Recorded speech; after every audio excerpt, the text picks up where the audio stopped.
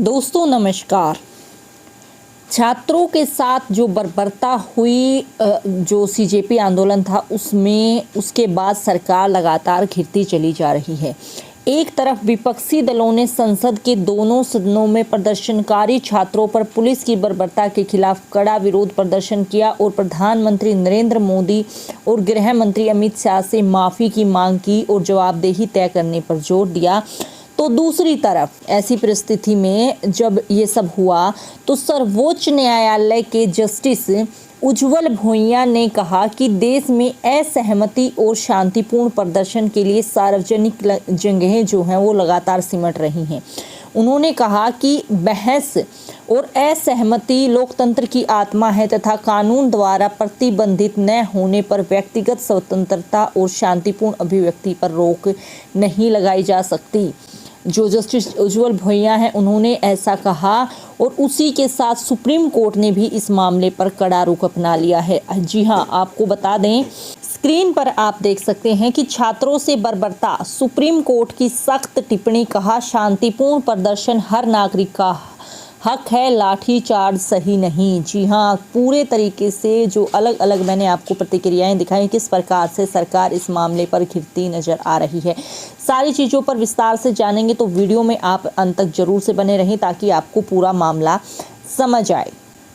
सबसे पहले हम बात करेंगे विपक्ष की। विपक्ष ने खुलकर आज सदन में मोदी सरकार को घेरा। विपक्षी दलों ने संसद के दोनों सदनों में प्रदर्शनकारी छात्रों पर पुलिस की बर्बरता के खिलाफ कड़ा विरोध प्रदर्शन किया। प्रधानमंत्री नरेंद्र मोदी और गृह मंत्री अमित शाह से माफी की मांग की तथा इस मामले में जवाबदेही तय करने पर पुरजोर जो है वो पूरा जोर दिया। और आपको बता दें कि सदन में जो नया बिल सरकार लेकर आई है उस पर बहस तक नहीं हो पाई क्योंकि अमित शाह वहां उपस्थित नहीं थे और विपक्ष की मांग है कि पहले अमित शाह जवाब देंगे कि किसने जो है इन सब जो छात्रों पर जो कुछ हुआ उस एक्शन का जो है परमिशन दी, कौन उसकी जवाबदेही तय करेगा।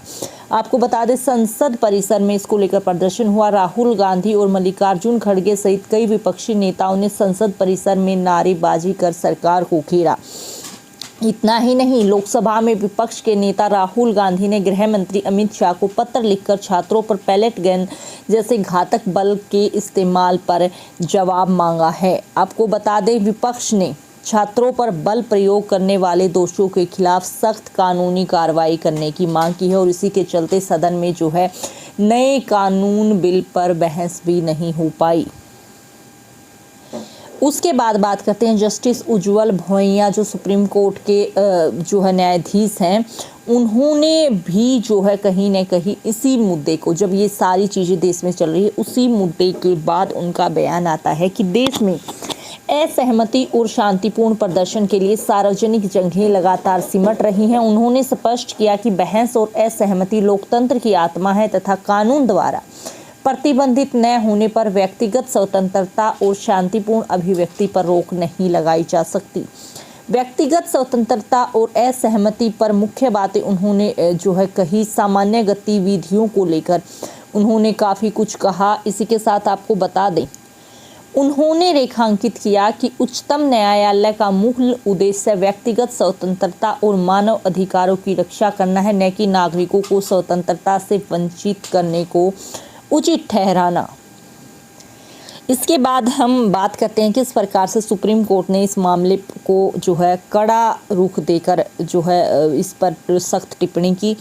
नीट पेपर लीक और अन्य परीक्षाओं अनियमितताओं के खिलाफ देश भर में प्रदर्शन कर रहे छात्रों पर पुलिस ज्यादती के केस में सुप्रीम कोर्ट ने महत्वपूर्ण टिप्पणी की है।